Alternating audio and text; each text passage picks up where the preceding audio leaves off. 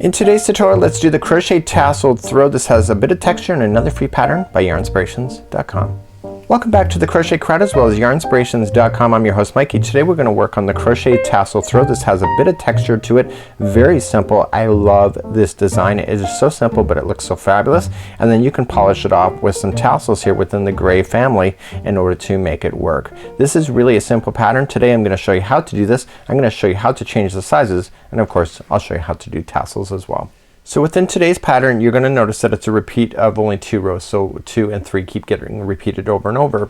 And when you look at a finished example just like you see here, you'll notice that it's got a tilt in either direction. It's really neat and it's not hard to follow, and I really like this design for its simplicity.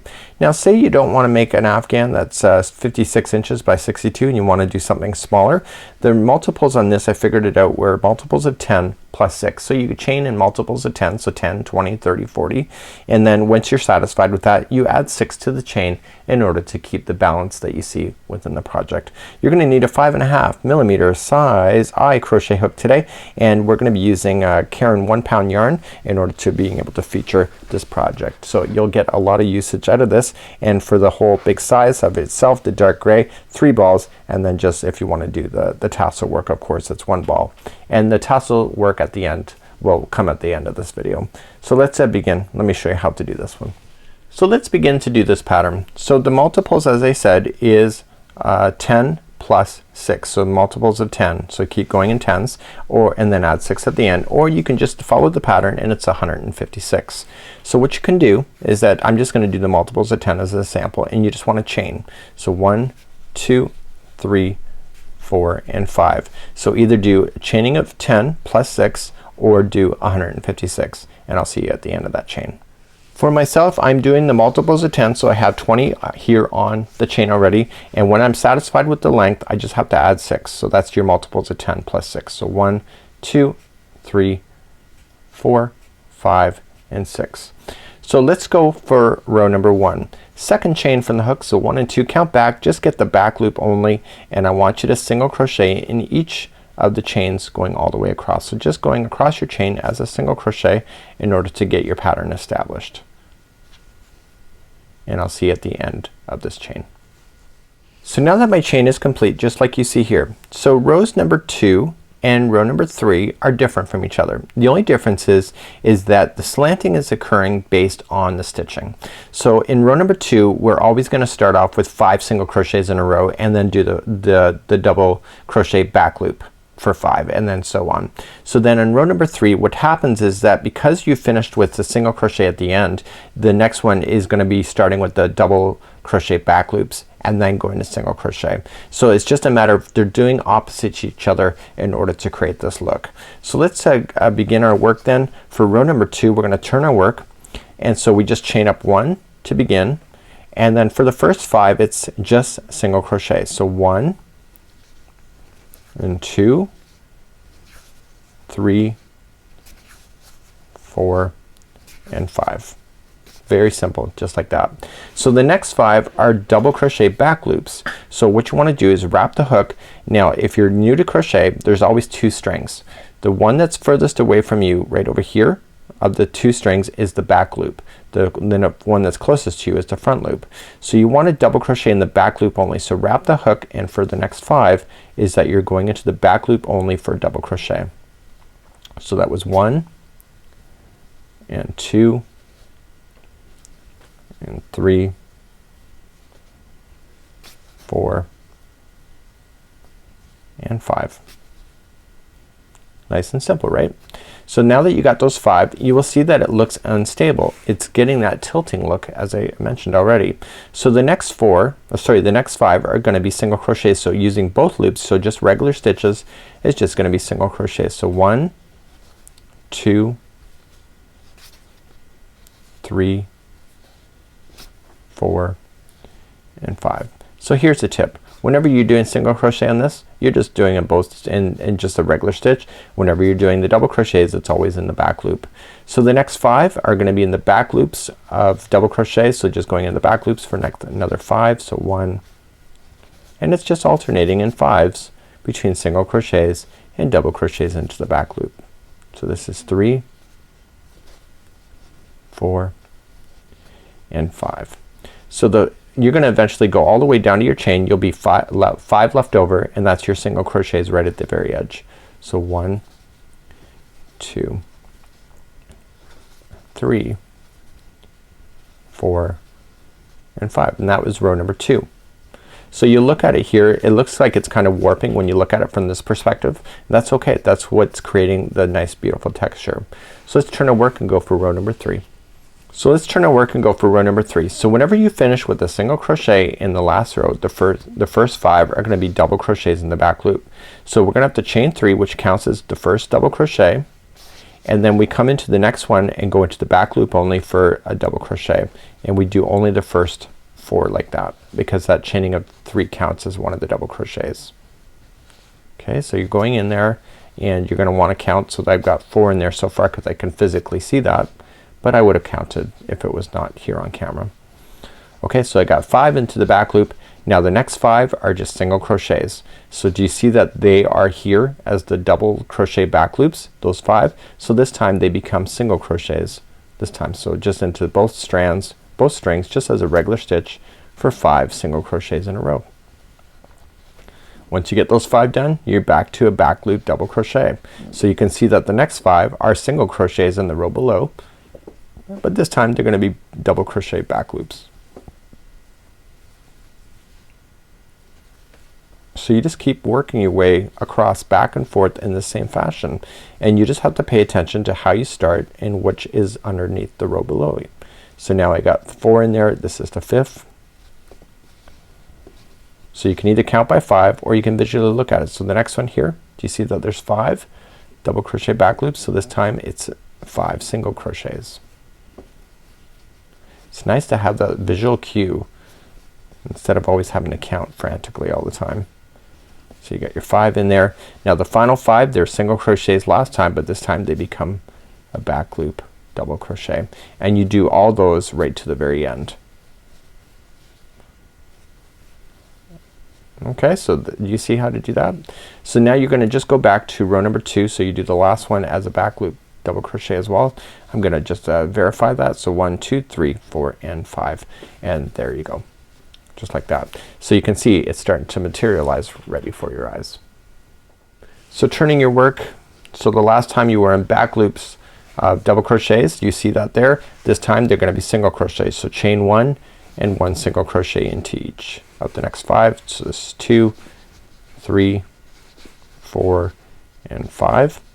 And I can see the visual cue. The next 5 are single crochets from before. This time they're back loop double crochets. So 1, 2, 3, 4, and 5. And what's that mean? We're switching back to single crochets for another 5. So 1, 2, 3, 4, and 5. Switching back to double loops, or sorry, double crochet in the back loop for 5. So this is number 2, 3, 4, and 5. And then the final here is into the 5 single crochets in a row. So this is 2, 3, 4, and this is going to be 4, and don't forget you got that one in the turning chain, which is your 5th one right there. Okay, so that's all you got to do. So in the next part of this tutorial I'm going to show you how to do the tassels. You can do this for a total of 62 inches in the height if you want to match it, or just go as long as you want to, and if you want to change sizes, of course the multiples were 10 plus 6. So let's move on to show you how to do tassels next. Hey there, and welcome to Yarnspirations.com. Let's talk tassels, specifically the glorious fat tassel that we're going to attach to the Keep It Simple Knit Super Scarf. I used Bernat roving, and following the instructions in the pattern, I cut a piece of cardboard that was 10 inches tall.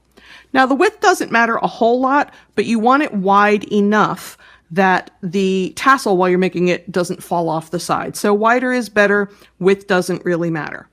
To get started, all I'm going to do is pull my yarn out of the skein, and I'm going to hold it at the bottom of the cardboard with my thumb. It doesn't matter if it hangs off a little bit, we can trim that up later. And now I'm going to wrap it 60 times according to the pattern. Now I don't want to pull super tight, because if I do that, it's going to shorten up a little bit when the yarn snaps back, and I want that tassel to be long and lovely, but I don't want it too loosey-goosey either. So just wrap the yarn as it would normally lay. Not too tight, not too loose, and keep it focused on the center of your cardboard. Now, the pattern says to wrap it 60 times, and I know that you do not want me to wrap it 60 times on camera, so here's one I did ahead of time. So you can see it's big and fat, and I have 60 wraps on there. All I'm going to do now is cut the yarn that's attached to the skein and leave it hanging. The next thing I'm going to do is cut a good long piece, maybe 15, 16 inches of the yarn, so I can secure the top. All I need to do is get it under all of those wraps. See, I'm sliding it under, and I'm pulling it to the very, very top, and get it so the sort of the center of the yarn is right under the tassel, and tie it very tightly, at least twice. So one really tight. I'm using just an overhand knot, but I want to make sure this doesn't fall apart when I take it off the cardboard. So make sure that first knot is really tight, and then boom, make the second knot tight. Now the next thing I'm going to do is cut across the bottom. In the same way I got the yarn under the fold, I want to get the scissor under the fold. You got to get it all the way under there and as close to the edge as you possibly can. Just cut it across. Now, it doesn't matter if it's not completely perfect, because you will even it up when you're done. Okay, now I can dispose of the cardboard. I don't need it anymore. I'm going to cut one more really long piece of yarn to finish off the top. Again, too long is easy, too short is problematic. So I'm holding my knot at the top, and I want to keep those strands off to the side because I'm going to use those to attach the tassel to the scarf. I'm going to go maybe 1.5 inches down, going to leave some yarn hanging, and I'm going to wrap right over my fingers at least twice, but more is better. 2, let's do 3 or 4. 3, 4. Okay, and I tightened it up so that that top of that tassel puffs out very nicely. Now I'm going to find the other end, the end I started with, and I'm going to cut off some excess just so it's easier to work with. And I'm going to I'm going to tie 2 knots. 1, 2. Now all I need to do with that excess yarn, I don't have to weave it in or anything crazy like that. I can just leave it hanging and neaten it up. So there's my tassel. Once again, keeping my strands that I'm going to attach with up to the top so I don't cut them. I can look at the bottom, and just if anything's hanging out and makes me unhappy, and just trim it off with the scissors. Also, as you wear your scarf, because you're going to get a lot of wear out of this scarf, if the ends get a little ragged, you just trim them off. So there is our tassel for the Keep It Simple knit super scarf. So now I have this very cool tassel that I made, and I want to attach it to our Keep It Simple knit super scarf. I have to tell you that tassel attachment is more of an art than a science, so I'm going to show you how I would do it. But if you find a different or better way, knock yourself out. What you don't want to have to do is to weave in 12 million ends.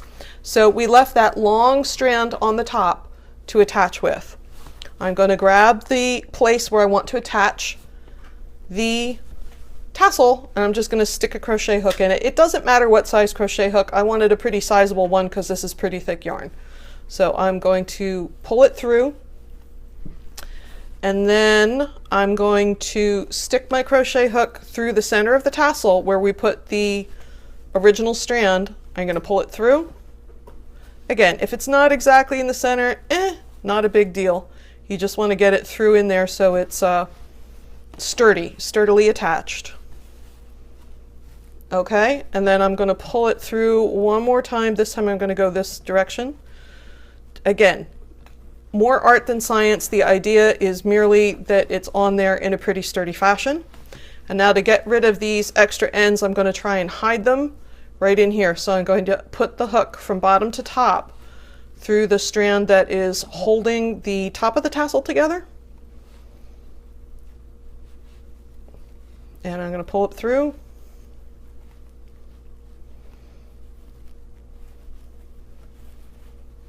Not too tight. You don't want to pull too tight because you want it to be masked in there. You don't want it to show up. And then just to keep things safe and sturdy, one last time I'm going to go from bottom to top under that double wrapped strand and pull the loose edges in to secure that, make them hang out nice. Okay, and they can just hang out inside the tassel and you'll never see the difference. If they're too long, if they're hanging out down here, just go back and trim them. So now my tassel is attached to my super scarf. Thanks so much for joining us.